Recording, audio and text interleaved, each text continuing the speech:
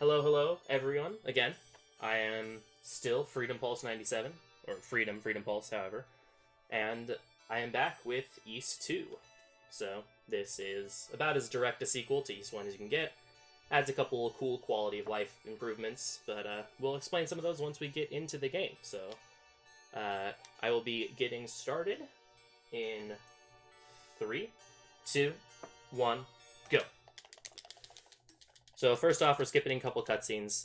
Like was mentioned before, this is literally about as direct a sequel as you can get.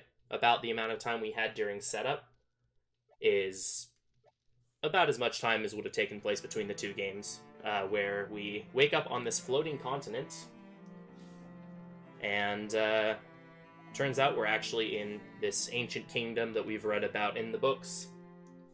Thank you everyone for the good luck. And we were heavily injured from our battle with Darkfact. We also were injured before that point. So we take a few days, get nursed back to health, and now we get to run errands for people. Because that is the true makings of a hero, is we get to run errands. So we find out that Lilia, the girl that found us, is actually really sick. So we get to go deliver this note to the doctor. Unfortunately, because Adol seems to have the worst luck out of any person imaginable, it just so happens that yes, getting blown into the sky is also an experience. That's very true. That the doctor happened to be in the mines north of town, just as the mines collapsed. So we're like, okay, fine, I guess we'll go save him, too. What's a hero without side quests? Exactly. So we get to go save the doctor. His assistant, fortunately, is very nice. He gives us money so that we can now spend that money on various things. And by various things, I mean we're going to buy a wing, which is the only wing we're going to buy in the game. Unlike the last time, where we had to buy a wing several times, we will get a replacement for wings very quickly. So we'll buy this one to get out of the dungeon. That's the first time I've gotten stuck behind that chair. And then we're going to buy a sword. The only real difference a big difference between this and East 1 is, whereas East 1 we were keeping up with our armor mostly because the game required us to, we will not have armor until the very end of this run, which is going to be exciting for sure. It means that by the time we pick up armor, we're gonna die in like 2 hits from everything. Otherwise, I'm really James Bond. Yes, that is Memories of Salsetta, is the one that mentions the fact that all of Adol's adventures are actually his writings about what happened. Salsetta mentions that, and then it's kind of referenced in 8 as well. So we show the books of East, which we still have, to the Elder, and he's like, hey, so you need to take these books to the shrine, which is also where the mines are, and give them to the statues of the elders who wrote the books, and they'll tell you what you're supposed to do. But before that, we have to grind. So this game introduces, among other things, a progressive leveling system. So instead of the first game where we capped levels at 10, in this game we're actually leveling up through the course of the run, which unfortunately means there's a couple times where we have to grind, which is mostly fine. The grinding is usually very quick, very painless. But here we have to grind to level 4. And once we're level 4, we can then go into the shrine that was mentioned and do more grinding. And it's important we do this because we'll see some items that... we need some items, specifically one item that is locked behind 2 stone soldiers. Oops, come on. And in order to hurt them with the short sword, we have to be level 6. My EXP, that's a little off. So ideally, I would have killed just enough enemies that I would have 15 experience left after killing when I came over here, and then get 5 from that zombie, 10 from that little bull guy. And now we are high enough level to go into the shrine. So we talked to this dude.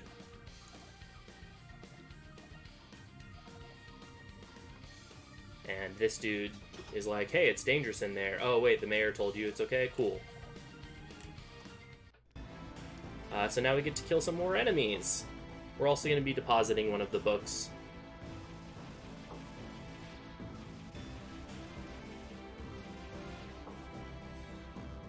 So scattered throughout the mines and the shrine, because they're kind of interconnected areas, there are these 6 little sanctuaries dedicated to each of the enemies. I can turn up the game OST really fast. It's not that slow as long as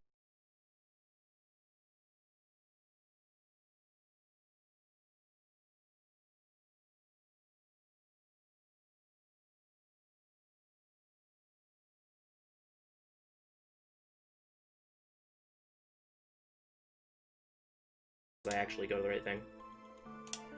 That might be a bit loud. That should be a bit louder. Turned up a few clicks.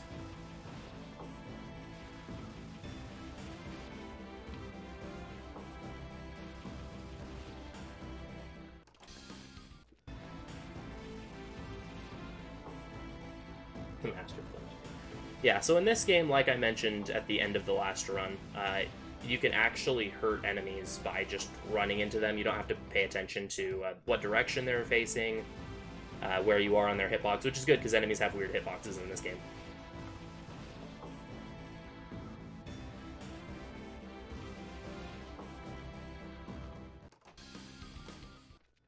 We're back? Okay. That was not on my end, I don't think.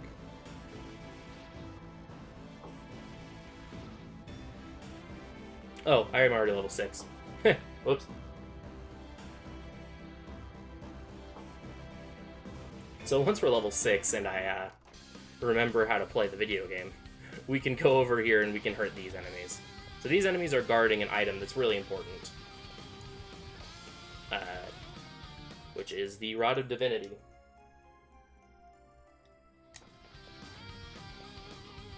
And with the Rod of Divinity, we can talk to this statue of the goddesses, who, they don't look familiar at all. I'm sure the goddesses, Adel has no clue who they are. They will not be anyone that we recognize. But talking to the statue does give us the ability to use magic, which we can't do anything with right now, but we do have a nice blue MP bar, which, you know, that's fancy. Blue's cool. It's a cool color. And, for a little bit of safety, take care of that enemy. So again, we're killing enemies throughout here because we need... There's 2 important kind of checkpoints we have to hit as far as resources. We need to be level 12 before we fight the next boss. And we also need to have 2,000 gold by the time we leave this area. We want to buy the Talwar, which is the 3rd level sword, for the next chunk of the game. That way we don't have to upgrade our sword at all until the very end, or until we get to the last dungeon, quote.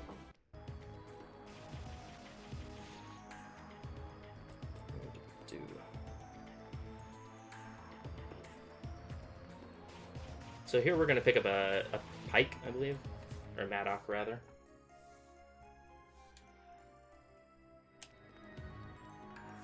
So this pike is kind of fancy. It, or Maddock, I said pike twice. This Maddock's cool. It lets us break one wall, specifically. And it's this wall here.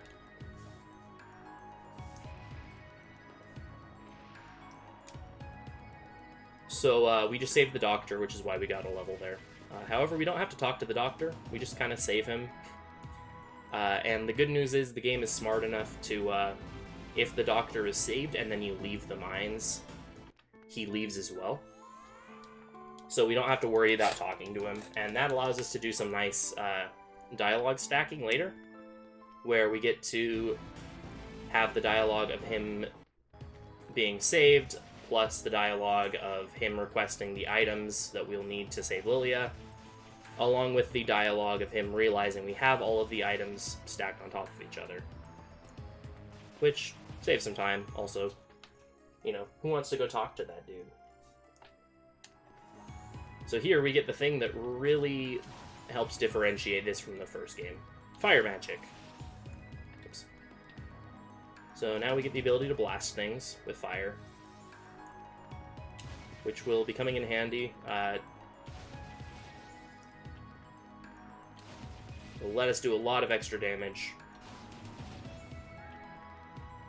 And now we're going to be grinding to like 11 3/4. Oh.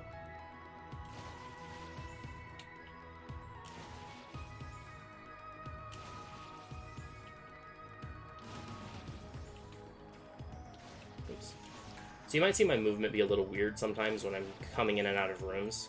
When I'm doing grinds like this, there's one other part in the game that I have to do this.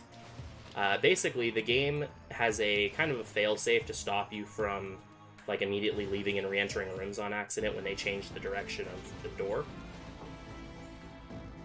And so they try to stop your movement, which is cool. It's also slow. So there's like a little bit of a movement trick I'm doing with my controller every time I leave and enter a room, like repeatedly. Which saves about half a second every time I do it. The issue is the fact that if I mess it up, then it looks like I'm just kind of running in weird directions on screens.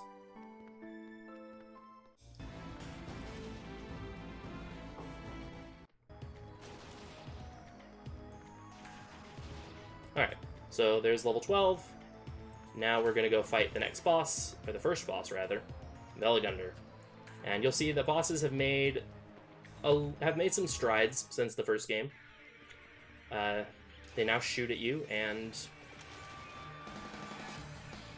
are not as random. Okay, come on. So the way this boss works is, theoretically, if you play this boss the same way every time, he will work the same way every time. Other times he likes to just be rude. Like that. Yes, magic makes this game. It gives you a lot more options, and it just makes the game feel fresh for longer. I actually, originally when I started learning this game, the DS version of this game gives you an attack button and some extra dungeons. But generally it's just we prefer to play on the other versions. Just because the game kind of feels weird with an attack button because it wasn't built with it in mind. And so it just kind of makes the game a little weird. But yeah, originally, the reason I learned this game was because at the time, like, no one ran, and even still, to this day, very few people actually run East 2. East 1 is by far the more popular game. It's a much shorter run. It's an easier run to start off with. Because starting out, this game is about twice as long as East 1 is, until you get really good at it. Do the wings so I can get out of here once I grab light magic. And yes, I do have to pick up the light magic for one thing later. So we have everything we need. We have 2,000 gold. We picked up some iron ore, which we will sell right here to give us the rest of the money we need for the Tall War.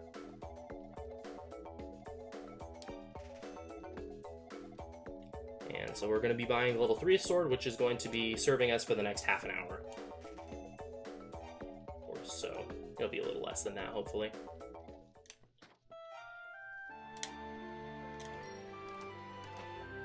And we have the items we need already, so we're going to go in here and we're going to do what I was talking about with the text box stacking.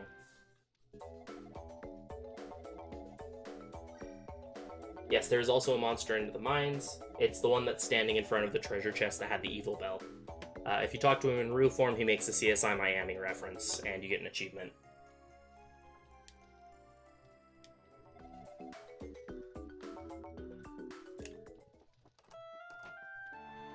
So we got the potion, so now we can save Lilia. So if you are a Lilia fan, this is your moment. I see some of you out there. Also, this introduces the habit that Lilia has of being a little bit of a horror villain, where she likes to jump scare Adol, or like hide in places and then jump out at him. This happens 2 or 3 times over the course of the game. My favorite mascot is in, like, from these games, I like the Roos. The Roos are adorable.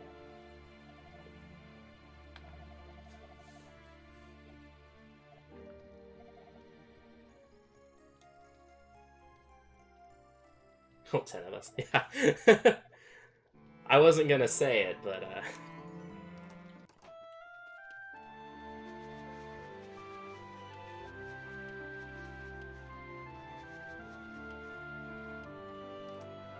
So now that we have we got the return magic, which is why we never need to buy wings anymore.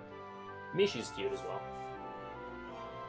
Now that we have return magic and we've dropped off books at 5 of the 6 shrines, we now have to do a side quest in order to get access to the 6th one. This dude's like, hey, there's loud noises in my basement. Can you investigate? And we're like, sure. And so we blow a hole in their wall and spawn a bunch of demons in their basement. And now we'll be doing a little bit of forced grinding. So theoretically, we could just ignore this, and we could ignore this section right here and continue with the game. We can just go and deposit the book with the statue. It'd be cool, gravy. But we'd miss out on about 2.5 levels worth of experience, which would be very bad. We don't want to miss that much experience. So we're gonna do this part where we're literally just gonna run back and forth and kill enemies until they stop spawning. And then once they stop spawning, and then we kill 2 enemies in the next room, we will get a level's worth of experience. And all will be fine and dandy in the world.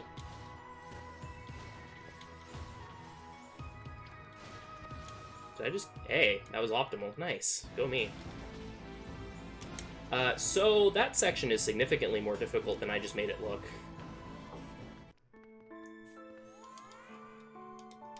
I have put many hours into this game, and that section, even by Korzik, again, shout out to Korzik, he holds the world record in this game, and he used to have it in the second game, or in the first game. That is one of the 2 scariest parts of the run, is that basement grind, and I made it look really easy there. But that part kills me. Is responsible for at least half of my dead runs. In fact, in my practice run I did the other day of this, I died in it. So it's... Demon Basement's very scary.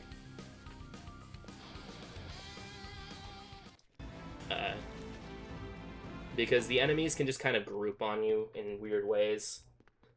My basement is also a shortcut to the temple. Yeah.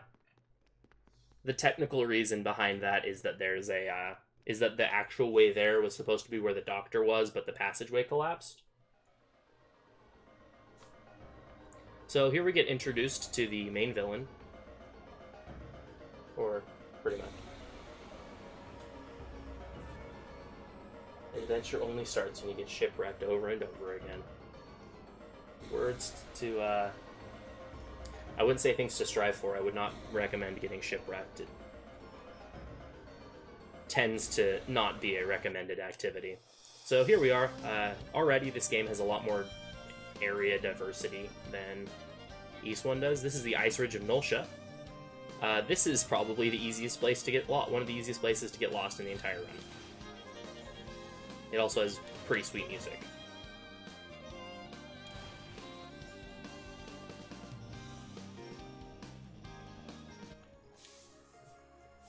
Like I said, diagonal movement here is very nice, because at this point especially, you can see the game really starts to get more kind of natural with everything, with all of its geography. Whereas in the first game it was very much like square buildings, where everything was kind of a square based on a grid. Here things are very diagonal. And that'll be the case for a while until we get to the Salmon Shrine, which is really our quest at this point, is to get to the Salmon Shrine. Also, shoutouts to the Japanese name for the Salmon Shrine being the Salmon Shrine. Shoutouts to salmon, they are a fish.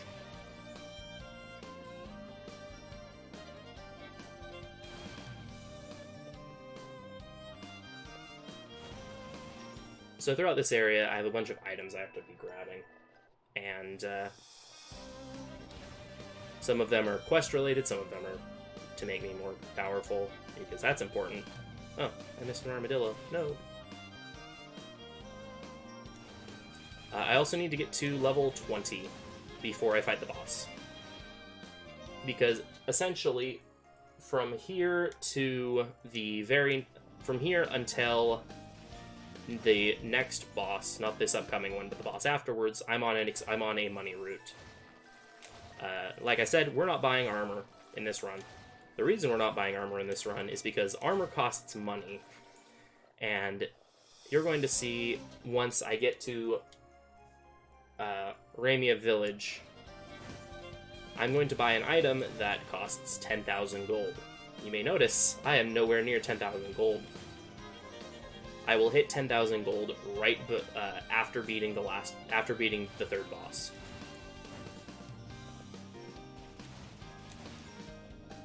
And so basically, the enemies I'm killing and the levels I'm getting are routed in a way that I can do decent damage to the bosses without having to grind too much, but also have enough money in order to be able to purchase the hypercutter. So now we're going to go back to Lance Village because the item we picked up unlocks something at the very beginning of Nulsia. So yeah, so it's faster to walk back from Lance than it is to hike all the way through Nulsia. As mildly paradoxical as that seems, it is faster.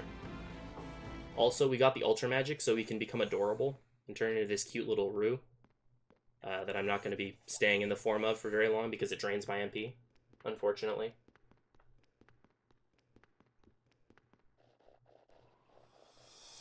Yeah, we picked up the Stone Shoes, which lets us run up these like icy slopes.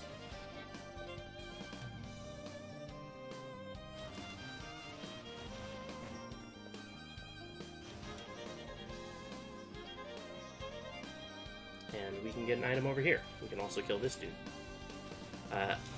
These enemy positions are being a little rude right now. Ideally, I wouldn't have to worry about them. Also, I'm picking this treasure chest up from the top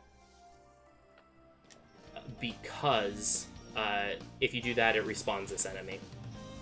Enemy respawns are basically once you get a certain distance away from their spawn. Once their spawn point is a certain distance off screen, they'll respawn.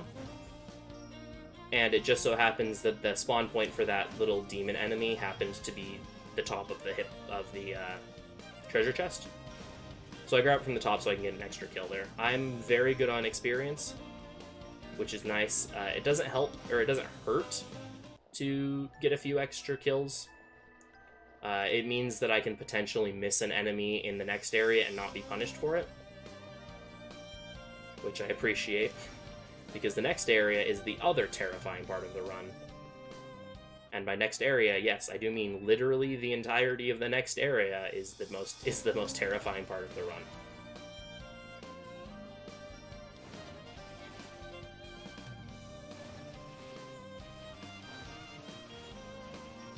So, get a couple extra enemy kills just in case. Also, shoutouts to this room. This room is really dumb. They decided to give these, in the TurboGrafx version, these icicles here have 1 health. They decided to give them health bars in this version for some reason. Don't know why. It's kind of silly, and so the room just kind of takes a while. So we picked up an anti-illusion mirror because this door is fake. And because this is a marathon, I'm going to save. This boss is easy. It's very easy. Unless bad things like what just happened. Yeah, this is Frogger, also known as Tialmith. Fun fact, if he jumps on you, that was actually kind of close. If he jumps on you, you die immediately. Like, it's not an instant kill, technically, but because iframes still don't exist in this game, you basically just die immediately.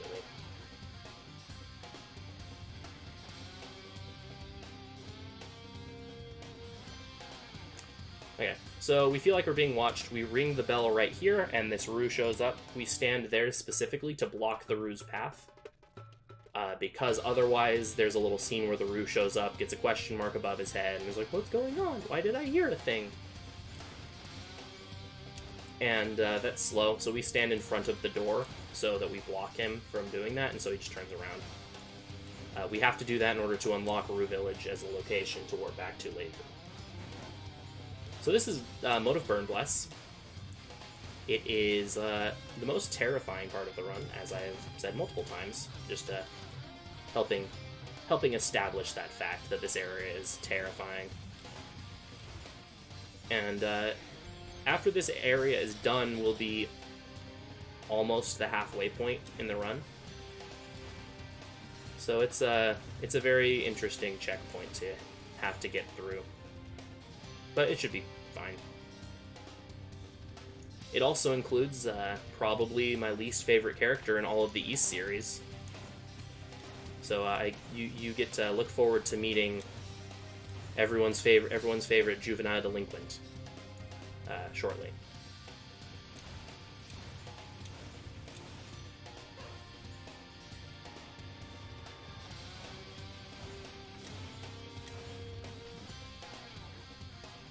And yes, you do get hard guitar music to reflect the, I mean, it's a very appropriate looking area.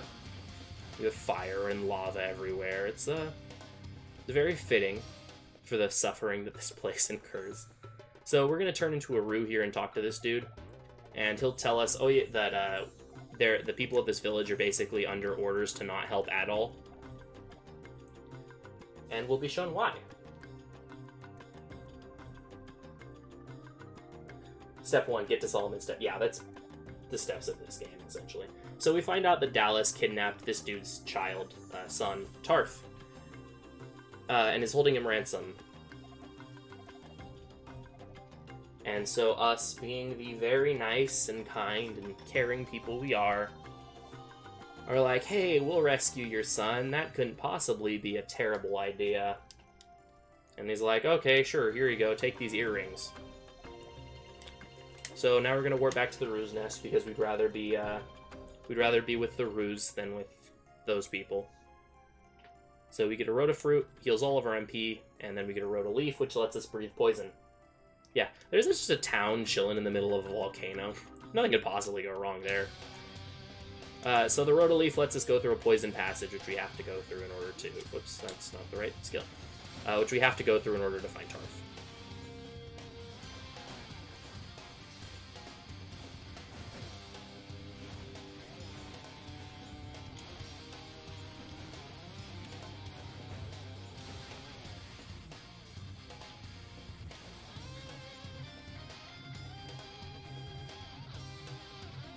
Okay, this room is terrifying. This is Armadillo Way. That I literally just named that right now. These armadillos are too high defense to really take damage from us. And deal a lot of damage to us. Also, this is the most terrifying screen in the entire game. This is the lizard room. That's why it's a terrifying screen. So lizard room, I'm just gonna skip that dude. I killed extra enemies. So lizard room, because of the way that the experience is routed and money is routed, I have to kill all of the lizards in this room. Or I have to make up kills later. Which would be fine if I didn't have those armadillos chasing me down. Sometimes you get lucky and they don't aggro onto you or they get stuck on a wall.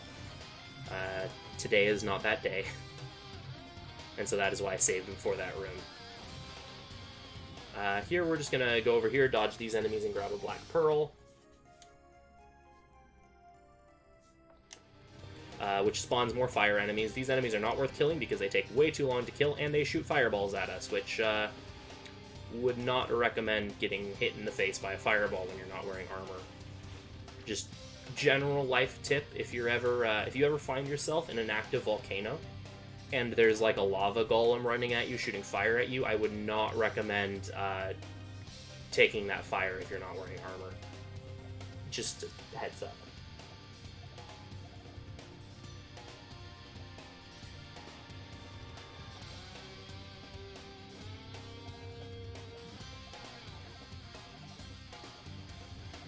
Okay, so the reason we had to pick up the Black Pearl is because Tarf is in here with a demon by the name of Keith. As I too name demons Keith. And that happens to give Keith the strength to channel his inner Dogi and punch a wall. See, people say Keith is cool, but he requires a Black Pearl to punch down walls, and Dogi can just do it. So who is really the stronger man here? Also, Keith just kind of leaves. Yeah, just a random Black Pearl. It's fine. It's chill. Come on. Happy to help. So we rescue Tarf. He's a person. Of all of the people in the world, he is one of them. And he is already doing Tarf things. So you saw when Tux was escorting Fina. Dang it. This is gonna get ugly. When you saw Tux escorting Fina, it mentioned it was possible for her to die.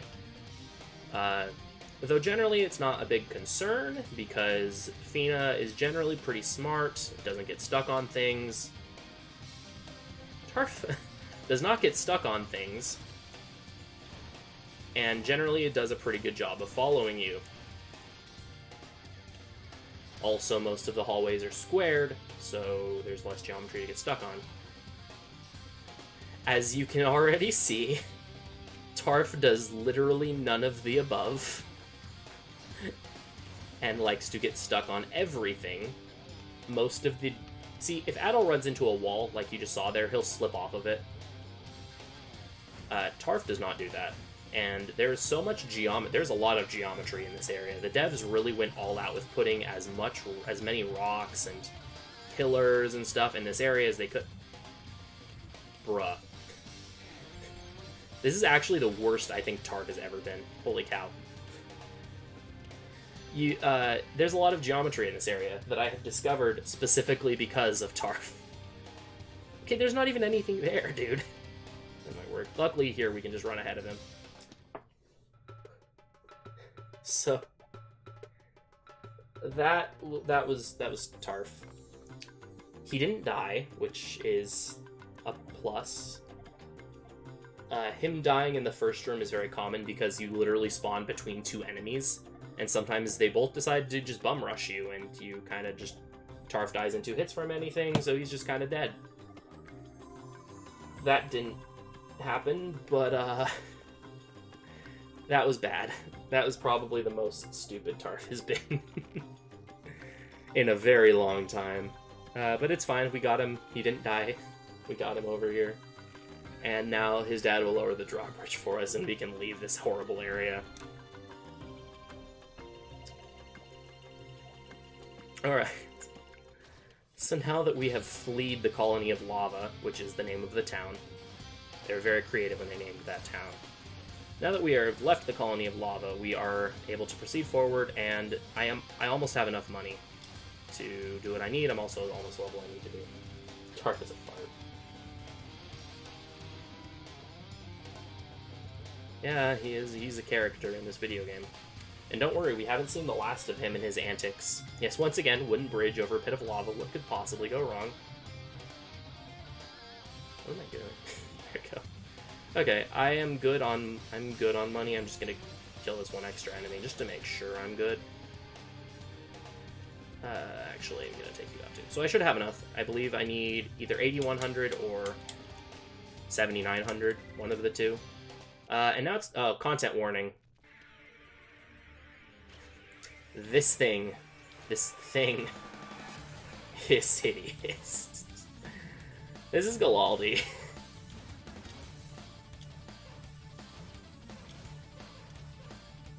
It's a boss. Galaldi is definitely a boss in this video game. That's not great.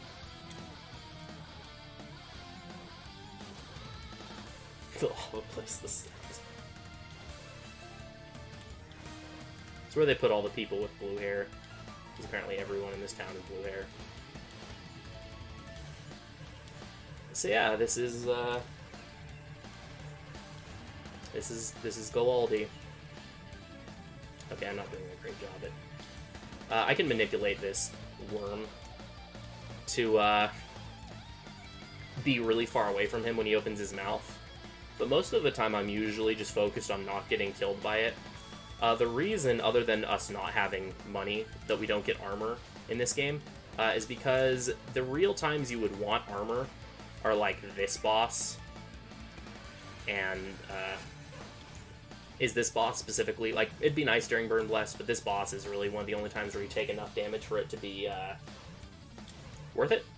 The problem is the fact that because you don't have iframes, if you get hit by this worm thing, you're pretty much dead anyway. Hey, that was actually a really good kill on that dude.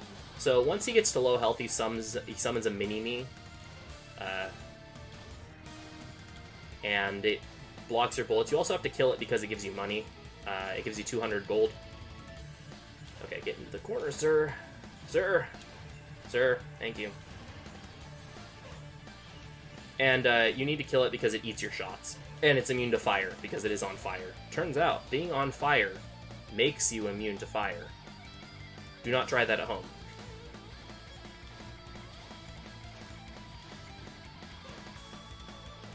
But we have to kill that, again, for money and also because he blocks all the shots. Usually he likes to hang out with Galaldi a little bit more, and so it's kind of annoying to get him out of position. But that time he was actually kind of behaved, so that was nice. That was very nice of him. He was quite amicable today, to make up for Tarf being very unamicable.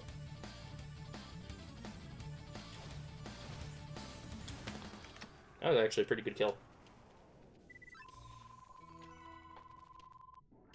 His name in this is Galaldi. There's a lot of stray R's and L's that get flipped. Like, the next village we're going to is Ramia Village in this, but it's Lamia Village in the Japanese version, which makes a little bit more sense.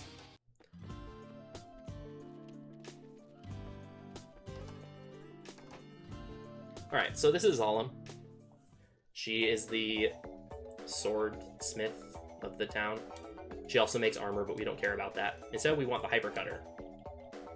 Because as nice as the Talwar is, and as much as it has been helping me very much throughout this,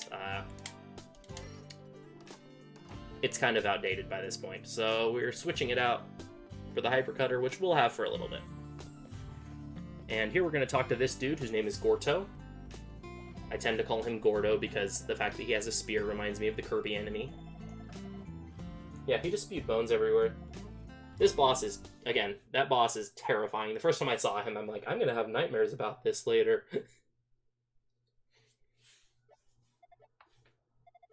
And then he's just like some lava golem in Origin.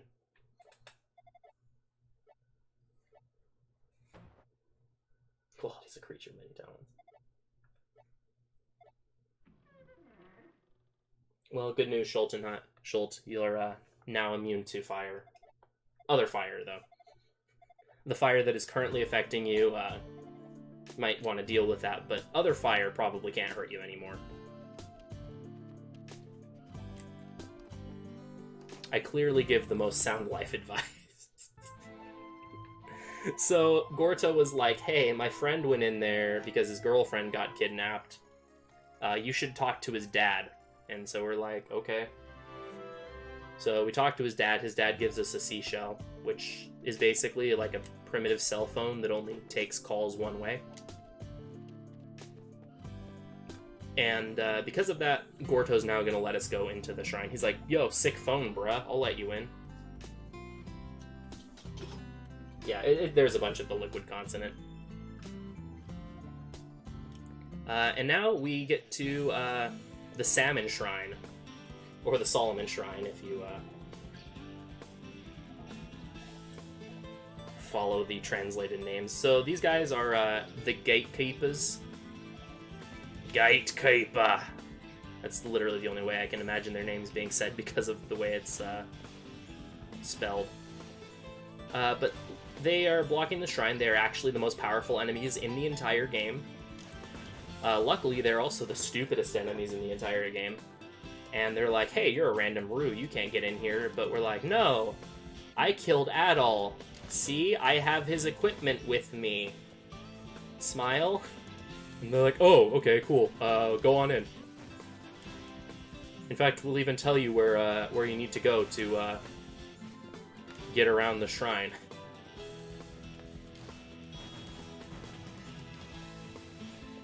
So throughout here, we're going to be killing some enemies to get a couple levels. We need to do a grind in a little bit.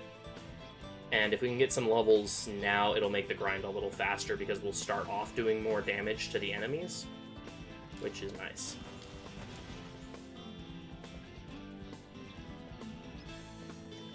I almost forgot to turn into a Roo here. So we talked to this person who's like Zava's secretary. And she gives us a pass. I guess she's a secretary. Apparently demon lords have secretaries.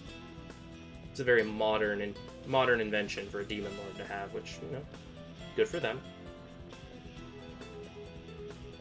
Yes, I too am disappointed by the extreme lack of salmon in this area.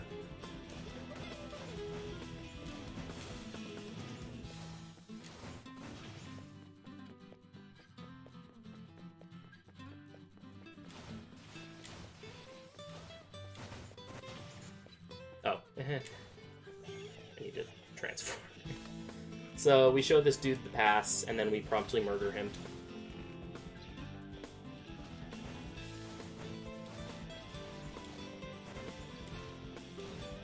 And so this section of the area is kind of cool, important. Basically, we're gonna listen in on a meeting of evil.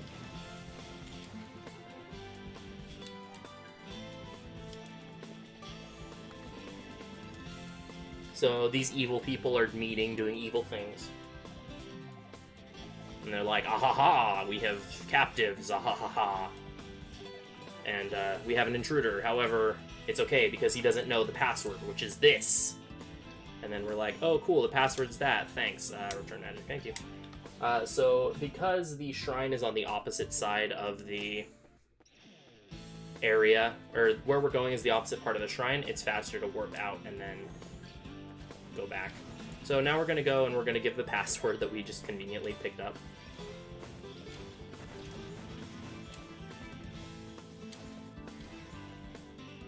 And the password is Mika, which I believe is a member of X-Seed, or one of the translators. It is the first option, though, so in every version it's the first option, so even if you don't read Japanese and you're playing the Japanese version, it's the first option.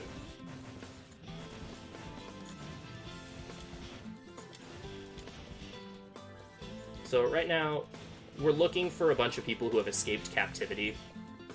But first we have to go pick up a cup, because cups are cool. We like them. Especially magic ones. And this saves time later. We need this item later. We might as well grab it now, since it's in the way, more or less. It's about as in the way as it will be, so.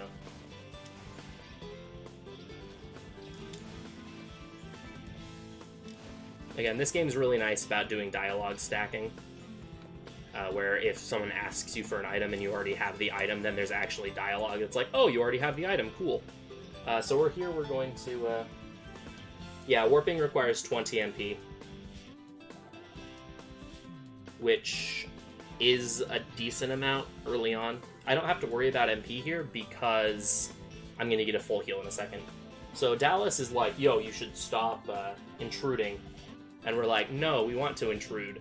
And he's like, fine, as punishment, I'll turn you into a really, really cute Roo. And we're like, no, anything but that. My one weakness is being adorable. And so now we're a Roo that can shoot fireballs.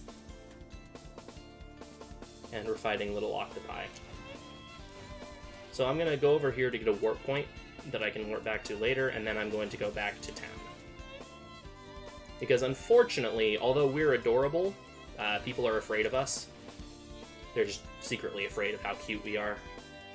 So I got the warp point, runaway hideout. I can go back to Rania Village. And I'm going to go talk to this old man over here.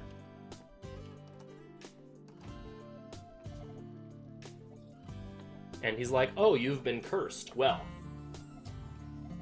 do I have good news for you?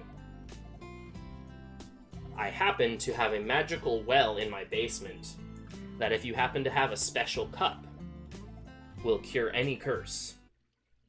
And so we go to this dude's basement and use the magical cup to restore our... Hello, Krustin. I can already make myself adorable. Yes, if you already know the password, it is necessary to trigger the cutscene still, because if you do not, then the password will not be an option. It either gives you 3 choices and the password's not one of them, or it just straight up doesn't give you the choice. So you have to watch that scene. But yeah, so luckily that also gives us a full heal, so I get all my MP back. Also, this dude's kind of a ruins-ophile. I think that's the word. He loves everything, like ancient ruins. And so he keeps the cup, and he's like, it's so beautiful. But we can still use that as a healing point. So shoutouts to Jumpscare Lilia. We just go through that door, and she's like, hi! We're like, okay, hello. But she gives us an item, so that's cool.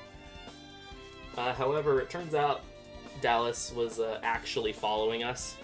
So he found the runaways, and now he's going to turn them all to stone. Said the old man to his FBI agent.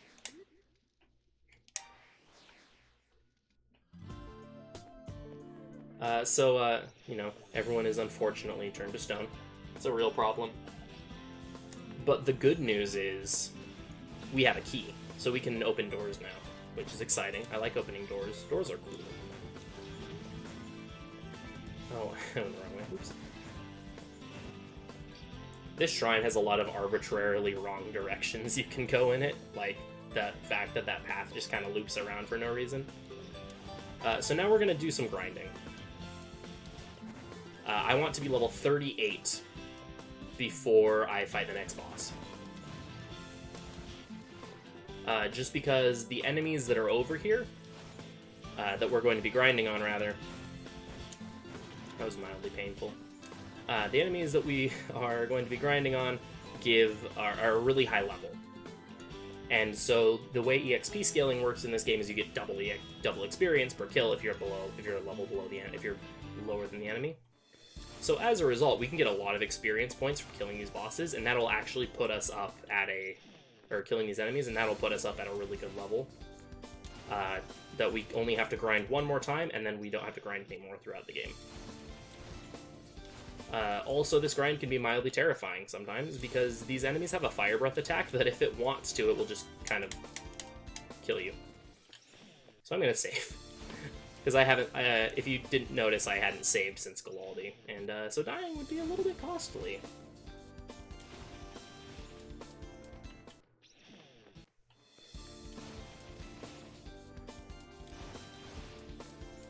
So I'll be killing these enemies for a few minutes.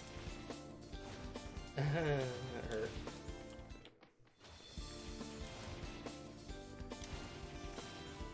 That was rude. That was mean-spirited. Ideally, I can do the next boss without taking too much damage, so I'm not super concerned with my health. You know, as long as I don't die. That'd be unfortunate. Death is a very unfortunate event in this game, and in general. Cool. So, you know, we're just respawning these Lamias. That was what I meant earlier when I said if I do the movement manipulation wrong, then it looks really silly. Because it's actually a slightly different timing to manipulate reloading this area faster than it was with the other one. Since not only are we reloading a room, we're also reloading an area. Because the shrine and the canal are considered two separate areas by the game. And so it has to load everything, including the music. So it takes like a couple extra frames, and so I just kind of have to delay the manipulation by a little bit.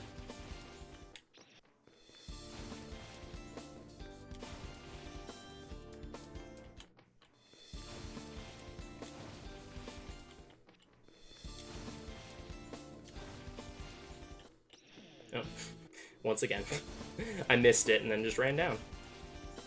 So one more level, and then we'll be good.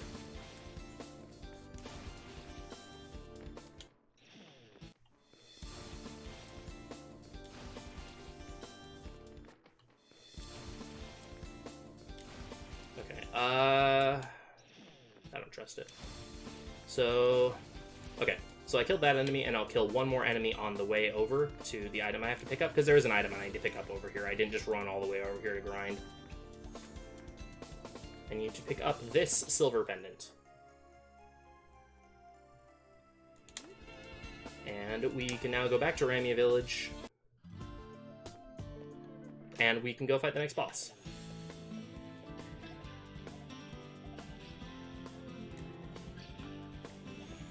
Hey, if you're an anime villain, you never want to discount cheap labor.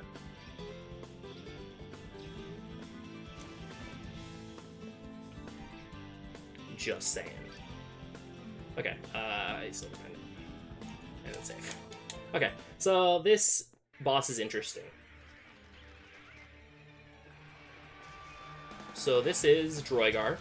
When they were porting this game, they forgot to... so the charge shot that I've been using is actually added to the complete version of this game, which was a... or the Eternal version of this game, rather, which was kind of the first PC port, or modern PC port, with, like, the fancy graphics and everything. And then when they were coding the charge shot, and they forgot to make this boss, specifically have different damage values for charge shots. So as a result, that boss takes normal damage from regular shots, which makes the fight significantly faster. So yeah, that was Droigar. Ideally, so Droigar has those antennae that the Hawk Idol like to target because they're technically closer than his hitbox is. Luckily, the antenna can be shot down. Ideally, I would be able to manipulate my movement and my shots to the point that I would not have to destroy those antennae, but since I had already destroyed one of them, I figured I might as well just take the time to take out the other one and make all of the rest of my shots hit. Yeah, it's a fairly easy fight. Also, that's kind of a hint that you're supposed to be at Alru there, and they talk about the area that's upcoming. But first, we're going to pick up armor. Believe it or not, we are picking up armor. I know we've gone like 52 minutes almost without it, but we are actually going to have some. I forgot that enemy was right there for a second. Alright, so we're back to the subterranean canal.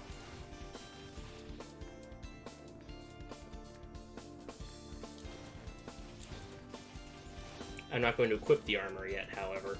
I just get to stare at it in my inventory until I pick up some more items. So over here we have our good buddy Keith.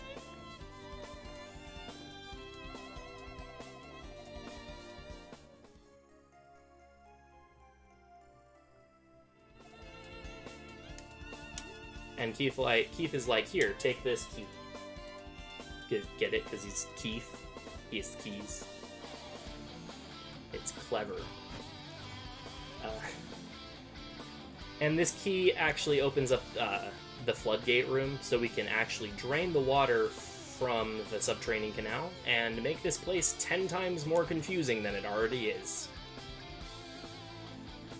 This area, specifically one room we'll go to much later, right before going to the final boss, is the only area in the game that I still get lost in.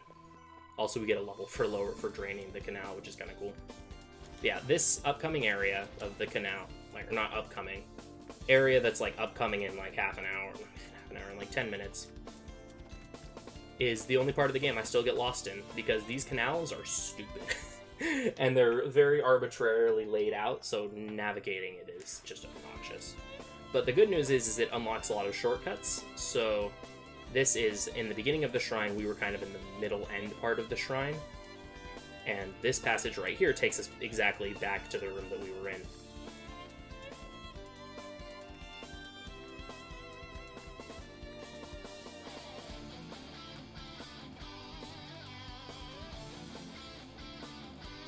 As you can see, we're running around here, and we're now going to pick up a sword upgrade. The Hypercutter was very nice, but Battle Sword is nicer.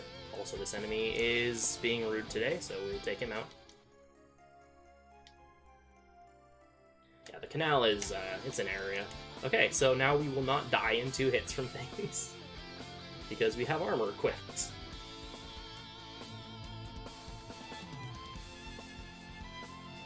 Also, the Hawk Idol has been really nice. I never even, like, really mentioned it. It's what gave us homing shots, but now we're going to trade it out for the Falcon Idol.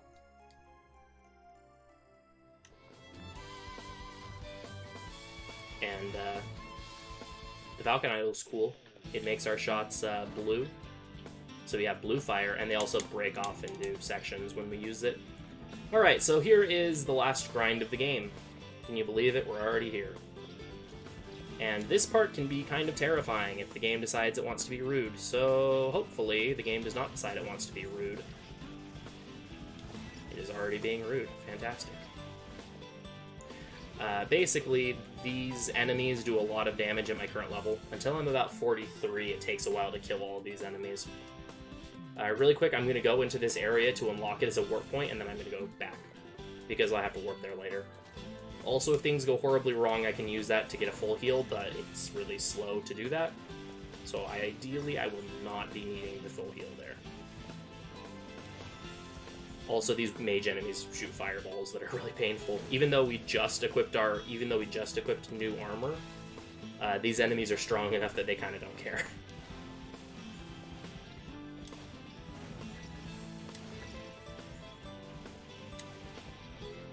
And use this to reload. Also, I'm going to save really fast. Oh, that was rude. I'm actually just going to reload my save because I just saved. I'd rather not take that 20, 30, that like 40 hit points of damage if I can avoid it. So I'm going to level 45 here, and then I'll be done grinding.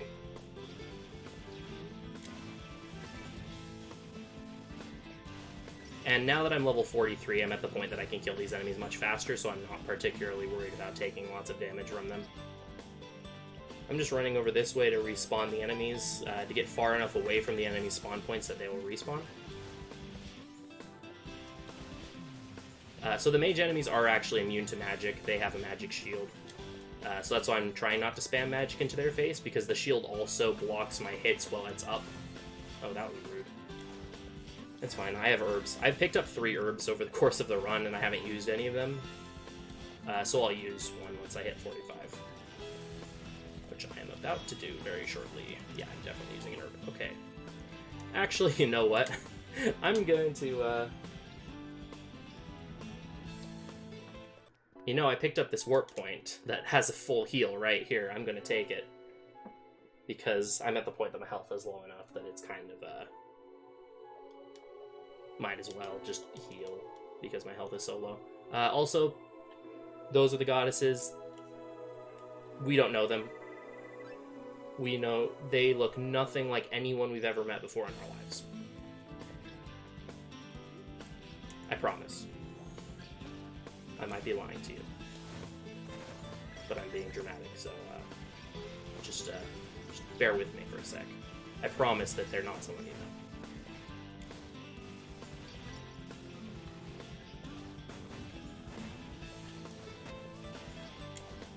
Okay, so we're the right level now. I'm going to get a couple extra kills, just in case. Because sometimes the EXP in this game works weird.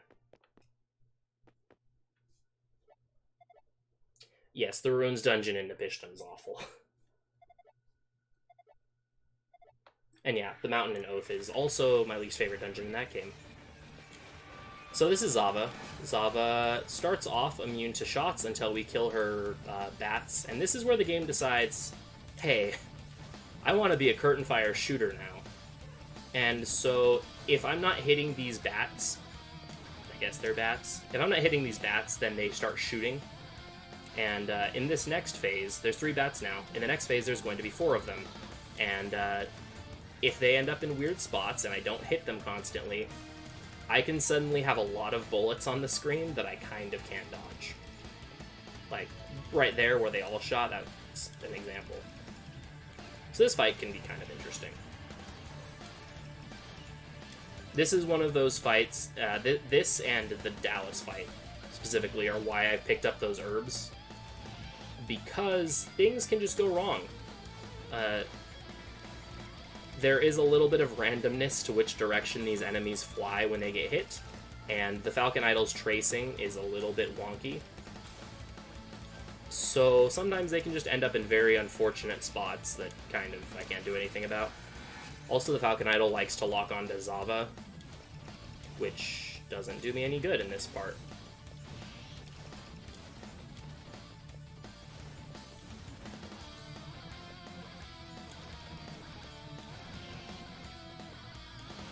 Okay, so now I just have to blast Zava and hope that the charge shots don't target that extra bat. Because the bat's not actually important. See? And that's Zava.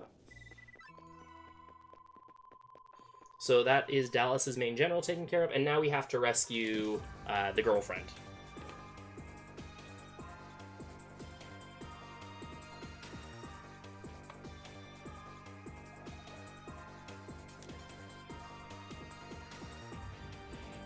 So she's about to be sacrificed to awaken Darm.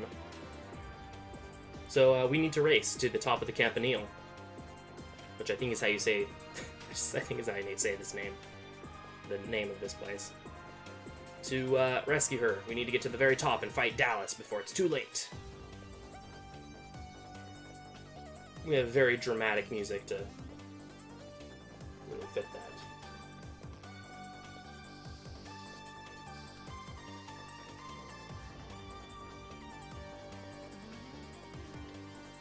Exclamation point Tuxdev would be East 1, so and we already we're safe from that. There was no unfortunate free fights in this marathon.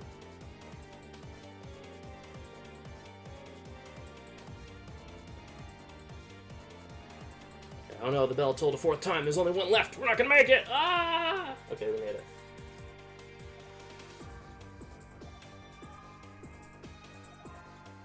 Yo, thanks for the good luck, Jada. Appreciate it. So basically, Dallas is going to employ the tactic of being a James Bond villain in order to stall long enough that the bell tolls for the 5th time. Which, unfortunately, causes bad things to happen. See, everything became purple. You'd think I'd be able to make it there before it's too late, but this section's just too difficult. I don't know, it's just... No matter how fast I seem to go in this section, I just barely don't make it. Oh, better luck next run. So it's very important that I remember to not warp out immediately, because there's an item I have to pick up over here. Before there was a barrier here, and I kind of have to pick this item up because it's important. Yeah, the one-time monologuing actually helps the villain. So we just picked up the Dreaming Idol, and now we're going to go to the Goddess's Palace. If the game wasn't rude to me earlier, I could have actually gone. This would be the first time I went here. Attitude a quitter might have. You got me. You got me, chat. If you had held down the run button.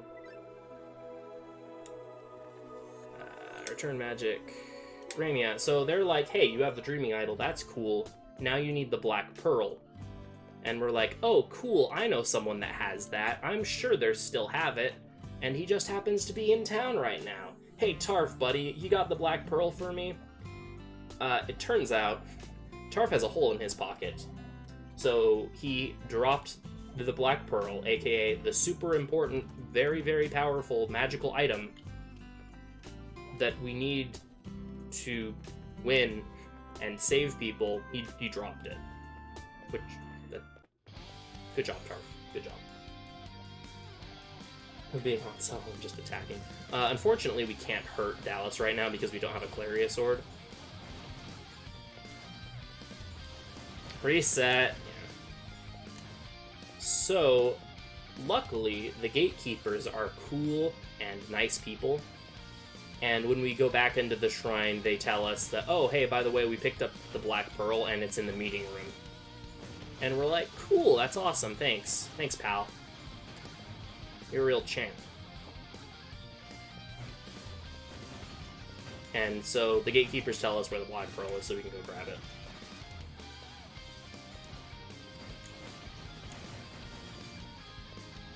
I actually might hit 48, which would be cool. So we get the Black Pearl, and we can now go back to the goddesses and be like, hey, I got the Black Pearl. I'm cool, right?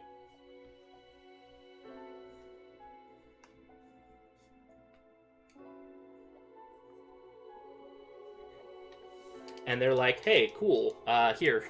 Because you need the goddess's power to put the Black Pearl into the Dreaming Idol. You know, the very obvious slot in the Dreaming Idol's head.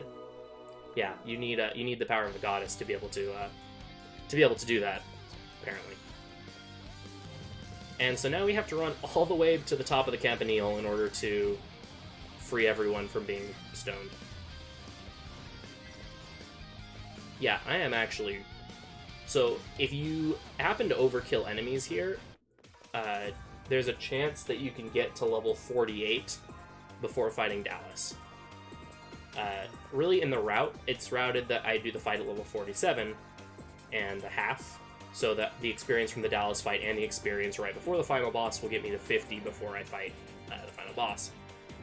However, if I happen to do the fight at 48 against Dallas, it makes the fight really easy. Like, significantly easier, and it's actually a faster fight, but grinding to 48 is slower than just doing the fight at 47.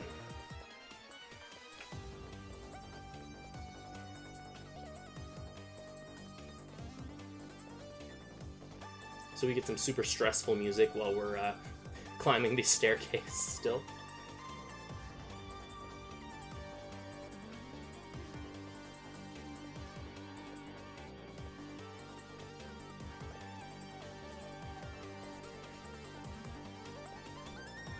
Well, until literally accomplishes nothing.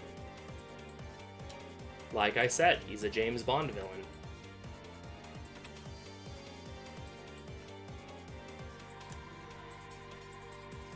Okay, so... Oh, hey, I just hit 48, nice. Okay, so now that we're level 40, or now that we've saved everyone, we can now go and grab some items that we need to fight Dallas. Also, I can try to avoid enemies now, because I'm level 48, I don't need to worry about that.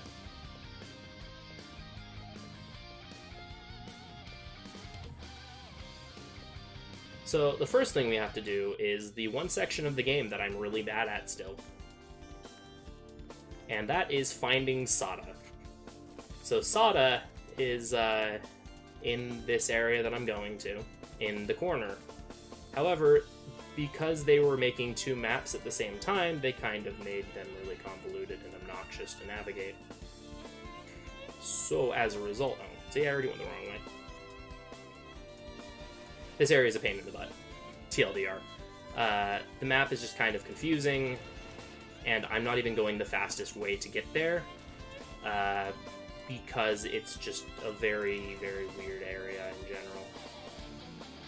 However, I'm going the right way. So I didn't get lost, at least, which is a plus. I like not getting lost. Adol is just James Bond. See? Adol's James Bond. Dallas is a Bond villain. And we get the Claria Sword, which, in this game, they decided, we should probably make the sword that you actually have to have in order to beat the game the best sword, so you're not, like, downgrading your weapon. Also, we have to talk to all of these guys, because they're like, yay, you saved us, and then they talk about things that they overheard while they were rocks, and, which, apparently their ears still work, which is cool. And after we talk to all 5 of these guys, our boy Keith shows up. Oh yeah, we have no more Salmon Shrine music. Instead, we have Battleground, which is also cool. Toll's sword is actually the sword we got in East 1. That one was Toll's sword. This one's a different sword. Yeah.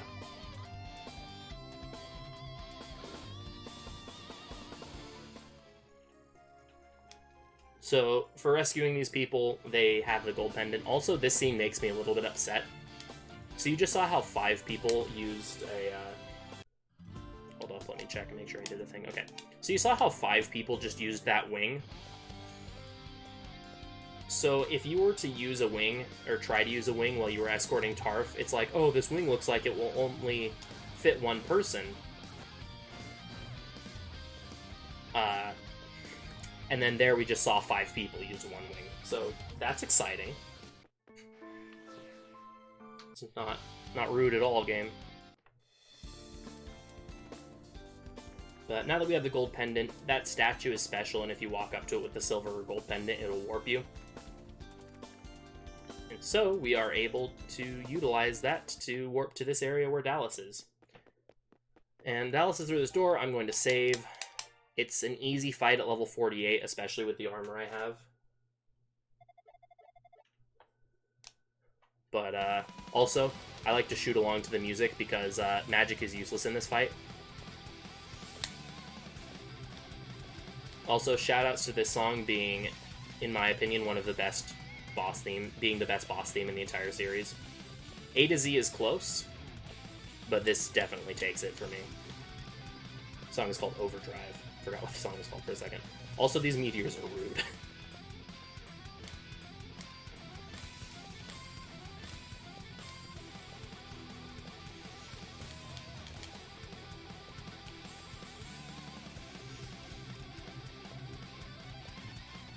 Aw, come on. So ideally I can get triple hits on him. I'm gonna pull out my herbs just in case. Ideally I can get triple hits on him every cycle. But sometimes the meteors don't allow me to do that, and sometimes they only let me get singles like that. So what I'm doing between spawns, it's actually a very small bit of tech, is I'm actually standing on the left side of the room between spawns, which tends to make him spawn on the right side of the room. The reason that's important is because the meteors always spin clockwise, and it's significantly easier to get in to hit him when you're running in the direction of the meteors, instead of when you're running against them. At least for me it is.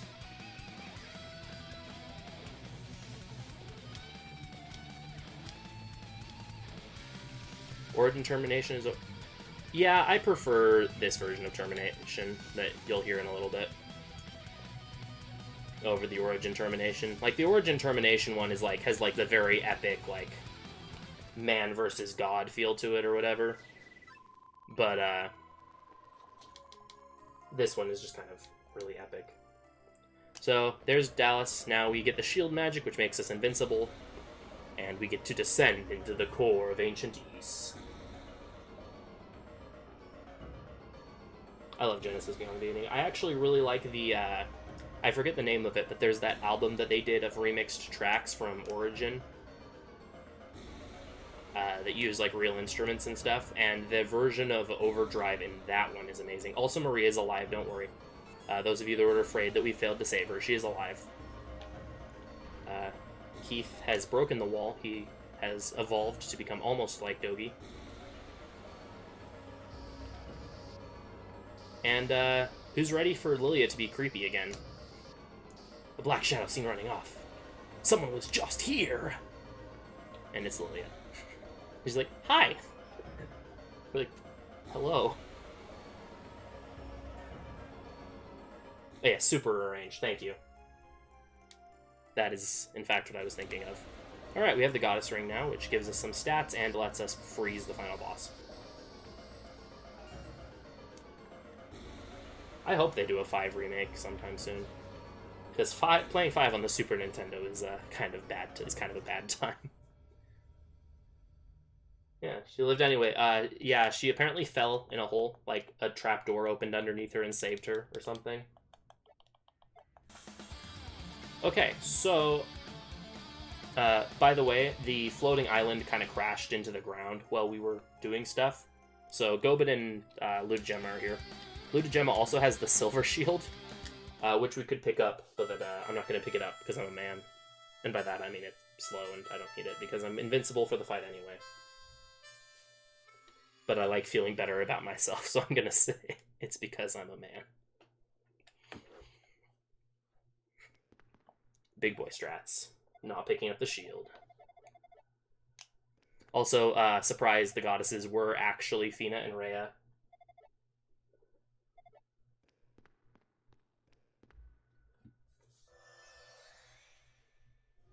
And they power up our sword, which will give us the last bit of our level to level 50. So just as a heads up, time is on last hit of the final boss. So I'll try to call it, but just so you know, that's when time is. So I'm gonna put up shield magic now. And so time for the final boss. This is Darm. This fight is silly. Oh yes, it is also behind the Vigulian room, which is really cool. Alright, so this is Darm. Darm has 2 phases. This phase is the nice phase. I say that, and then he proceeds to be not nice. Okay, cool, he's in a good spot. So luckily we are invincible. However, invincibility doesn't last forever. It does steadily drain our MP, and it drains more if we take damage. So I still would kind of like to avoid getting hit, but it's not like a huge priority. And I picked up a bunch of crew berries throughout this part of the run, or the early shrine, so I can get some MP back should I mess up or the fight take too long. Okay, so that's phase 1 down. Okay, this fight's annoying. Or this part's annoying. So before he had like the really nice hitbox with the giant demon lord looking hitbox. This time we just kind of have to hit this little pearl orb thing. And this hitbox is significantly more obnoxious to hit because it looks like it's an oval, but it's actually like a weird rectangle that Adol really likes to slip off of. Darm coated himself in butter, or coated the black pearl in butter as well before this fight. Okay, good. He's locked in a good place. So just a couple more hits and he should be down. I'm almost out of MP though, which is when this fight gets interesting.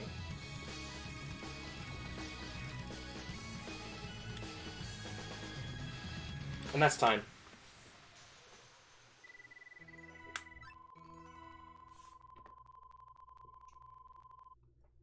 So yeah, we destroyed Darm and saved the world. We also erased magic from existing because the Black Pearl is the source of magic, but minor detail. Butter Pearl. Alright. So normally I'd play the ending, but I think we're still a little bit behind schedule, and also it changes the game state if I progress this text box. 1636. Nice. Nice. Thank you everyone for the GGs. How was that compared to my PB? That was 5 minutes slower than my PB. I have a 11 minutes, like a mid 11 in this. Yeah, you get level ups from the final boss. It's pretty exciting. But yeah, basically, if I progress this text box, the game goes into a New Game Plus state. Which is, I would then have to go and mess with some files to get rid of, but... yeah, that's East 2. And yeah, magic go poof. Also, the goddesses go to sleep, so sadly, Adol is denied his blue hair waifu. But yeah, I hope you all enjoyed. Except all the magic that Adol picks up later. Yeah, pretty much. So I hope you all enjoyed that. That was East 2. It's a really fun run. Definitely, if it interests you at all, I would really recommend looking into it. It's super fun, super technical. Shoutouts to the East Speedrunning Discord and the Falcom community in general. Super friendly people, super helpful. Thank you, Schuldenheim, for allowing me to run in this. I really appreciate it. It's a lot of fun. And thank you all for watching.